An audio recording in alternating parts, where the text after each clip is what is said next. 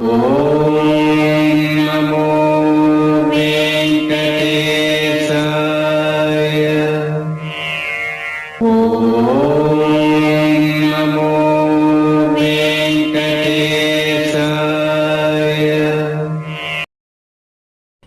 ఓం నమో వెంకటేశాయ నమః. రాంబాణం ఛానల్కి స్వాగతం. మిత్రులకు నమస్కారం. ఏ దర్శన టోకెన్ లేకుండా మే నెలలో శ్రీవారిని దర్శనం చేసుకోగలమా? మే నెల రద్దీ ఎలా ఉంటుంది? దూర ప్రాంతాల నుండి టోకెన్ లేకుండా మే నెలలో శ్రీవారి దర్శనానికి వెళ్ళవచ్చా, వెళ్ళకూడదా? ఇలాంటి సందేహాలకు సమాధానాలు ఈ వీడియోలో నేను వివరిస్తాను. దయచేసి ఈ వీడియో చివరి వరకు వినండి. కొత్తగా విన్నవారైతే సబ్స్క్రైబ్ చేయండి. ఇంకా సబ్స్క్రైబ్ చేసిన వాళ్ళైతే లైక్ చేయండి, షేర్ చేయండి. ఇక వివరాల్లోకి వెళితే మే నెల అనగానే భగభగమండే ఎండలు, వేసవి సెలవులు మనకు గుర్తుకు వస్తాయి. సాధారణంగా మే నెలలో అందరూ శ్రీవారిని దర్శనం చేసుకోవాలని అనుకుంటారు. అందువలన ఎంత ఎండలోనూ కూడా లెక్క చేయకుండా తిరుమల అధిక సంఖ్యలో భక్తులు వస్తూ ఉంటారు. రద్దీ అంతా ఇంత కాదు. ఉచిత దర్శనానికి అయితే కొన్ని కిలోమీటర్ల దూరంలో లైన్లు ఉంటాయి. మరి దర్శనానికి సుమారు 24 గంటల నుంచి 30 గంటల వరకు సమయం పడుతుంది.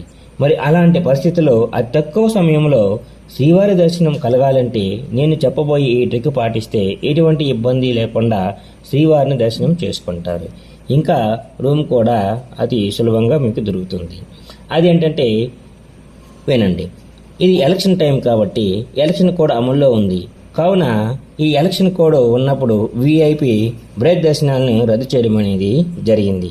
కావున ఆ విఐపి బ్రేక్ దర్శనానికి 2-3 గంటలు ఆ సమయాన్ని సాధారణ భక్తులకి దర్శనం కోసమని వినియోగించడం అనేది జరుగుతుంది. అయితే శ్రీవారి దర్శనానికి ఏదైనా టోకెన్ ఉంటేనే త్వరగా దర్శనం అవుతుంది. ఇది మాత్రం మనం గుర్తుంచుకోవాలి.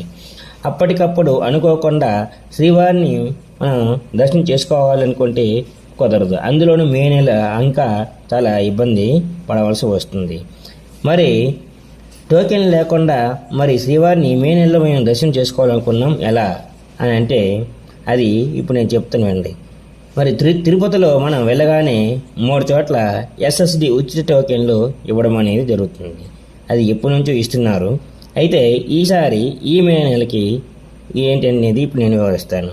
అవి ఎక్కడెక్కడ ఇస్తారో అంటే రైల్వే స్టేషన్ దగ్గర ఉన్న పక్కనే ఉన్నటువంటి విష్ణునివాసంలోను, మరి బస్టాండ్కి ఎదురుగా ఉన్నటువంటి శ్రీనివాసంలోను, అదేవిధంగా రైల్వే స్టేషన్కి వెనుక ఉన్నటువంటి గోవిందరాజులు సత్రాల్లోనే ఇవ్వడం జరుగుతుంది. మరి ఈ 3 చోట్ల ఎస్ఎస్డి ఉచిత టోకెన్లు అనేవి ఇవ్వడం జరుగుతుంది.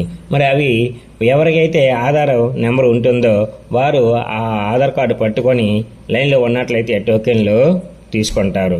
దాంట్లో మనం ఏ రోజు అదే ఏ సమయానికి శ్రీవారిని దర్శనం చేసుకోవాలనేది టైం కూడా అక్కడ ఉంటుంది. అదే చిన్నపిల్లలకైతే అవసరం లేదు. అంటే 12 సంవత్సరాల పిల్లలకైతే ఈ టోకెన్ అవసరం లేదు. తల్లిదండ్రులతో పాటు వాళ్ళని కూడా తీసుకుని వెళ్ళవచ్చు. ఈ మొత్తం 3 ప్రదేశాల్లో 20 నుంచి 25 వేలు మాత్రమే ఇంతకుముందు ఇచ్చేవారు.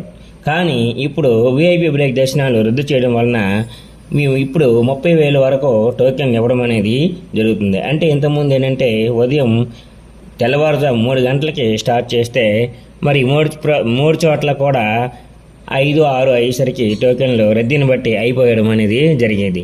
కానీ ఇప్పుడు ఉదయం 7-8 గంటల వరకు ఇంకా రద్దీ కొంచెం ఏమాత్రం తక్కువ ఉన్న 9-10 గంటల వరకు కూడా టోకెన్లు ఉంటాయి. ఇది ఒక శుభవార్తగానే మనము చెప్పుకోవచ్చు.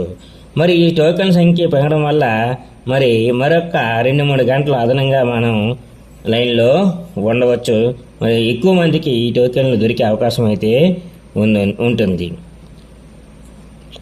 తిరుమలలో అదే ఈ మే నెలలో తిరుమల వెళ్ళాలనుకున్న భక్తులు ఈ యొక్క అవకాశాన్ని వినియోగించుకుంటే మరి సులభంగా శ్రీవారి దర్శనం అనేది జరుగుతుంది.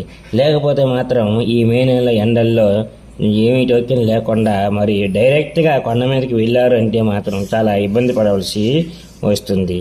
అదేవిధంగా ఈ టోకెన్లు ఎవరికైతే ఉన్నాయో వాళ్ళు మరి కొండపైకి నేరుగా వెళ్ళి సిఆర్ ఆఫీస్ దగ్గర వెళ్ళినట్లయితే రూమ్ కోసం రిజిస్ట్రేషన్ చేసుకోవాల్సి ఉంటుంది. ఆ రిజిస్ట్రేషన్ చేసుకుని 2-3 గంటల్లో మనకి రూమ్ కూడా అలర్ట్ అయినట్టుగా ఒక మెసేజ్ వస్తుంది. అయితే ఒక్కడ మాత్రం గుర్తుంచుకోండి, కొండపైకి వెళ్ళిన తర్వాత దర్శనానికి సంబంధించిన ఏ రకమైనటువంటి టోకెన్లు అక్కడ ఇవ్వడం జరగదు. అక్కడికి వెళ్ళిన తర్వాత చాలామంది కొండపైకి వెళ్ళి టోకెన్లు ఎక్కడ ఇస్తారు, ఆ టోకెన్లు ఎక్కడ, ఈ టోకెన్లు ఎక్కడ అని అడగడం జరుగుతుంది. కానీ ఏ రకమైన టోకెన్లు కూడా అక్కడ ఇవ్వరు. ఒక్క ఫ్రీ దర్శనానికి మాత్రమే లైన్లో ఉండి దర్శనం వెళ్ళాలి తప్పించి ఏ రకమైన టోకెన్లు అక్కడ ఇవ్వడం అనేది జరగదు. ఈ ఎస్ఎస్డి టోకెన్లు కానీ, ఈ నడకదారి ఈ టోకెన్లు కానీ కొండ కింద మాత్రమే ఇవ్వడం జరుగుతుంది తప్ప కొండ పైన ఇటువంటి టోకెన్లు ఇవ్వరు. ఇంకా చాలామంది ఏంటంటే వృద్ధులు, వికలాంగులు, దీర్ఘకాల వ్యాధిగ్రస్తులు వీళ్ళు పాపం కొండపైకి వెళ్ళి అక్కడ మేము వృద్ధులమండి, వికలాంగులమండి, మాకు మరి స్పెషల్ ఎంట్రీ దర్శనం చేయించండి అంటే అక్కడ ఇటువంటి టోకెన్ లేకుండా వారికి కూడా దర్శనం అనేది ఇవ్వడం లేదు. వీళ్ళు ఏం చేయాలంటే ఇప్పుడైతే టీటీడీ వారు ఆన్లైన్లో మరి రిజిస్ట్రేషన్ కోసం ముందుగానే రిలీజ్ చేస్తారో అప్పుడు వీళ్ళు అక్కడ రిజిస్ట్రేషన్ చేసుకొని ఆ రిజిస్ట్రేషన్ చేసుకున్నటువంటి టోకెన్ తీసుకుని వస్తే మాత్రమే వారికి అక్కడ దర్శనం అనేది ఇవ్వడం జరుగుతుంది. చాలామంది వృద్ధులు మరి పిల్లలతో పాటు వెళ్ళి మేము మరి ఏజ్ కదా అని ఆధార్ కార్డు చూపించి మాకు దర్శనం కల్పించండి అని అక్కడ అడగడం జరుగుతుంది. ఆ వెళ్ళిన తర్వాత మరి అక్కడ దర్శనం ఇవ్వకపోయేసరికి చాలా ఇబ్బంది పడాల్సి వస్తుంది. మరి ఈ విషయాన్ని మీరు తెలుసుకోండి. ఇంకా ఎవరైనా ఉంటే వారికి తెలియచేయండి. ఏ రకమైన టోకెన్లు లేకుండా కొండపైకి ఎట్టి పరిస్థితుల్లో కూడా వెళ్ళవద్దు. ఒక్క ఉచిత దర్శనానికి వెళ్ళాలనుకుంటే మాత్రమే వెళ్ళాలి. ఇదండి. మరి ఈ వీడియో మీకు నచ్చినట్లయితే చాలామందికి తెలియచేయండి, షేర్ చేయండి, ఇంకా లైక్ చేయండి. మరి శ్రీవారి సేవలో మీ రామబాణం. ధన్యవాదాలు.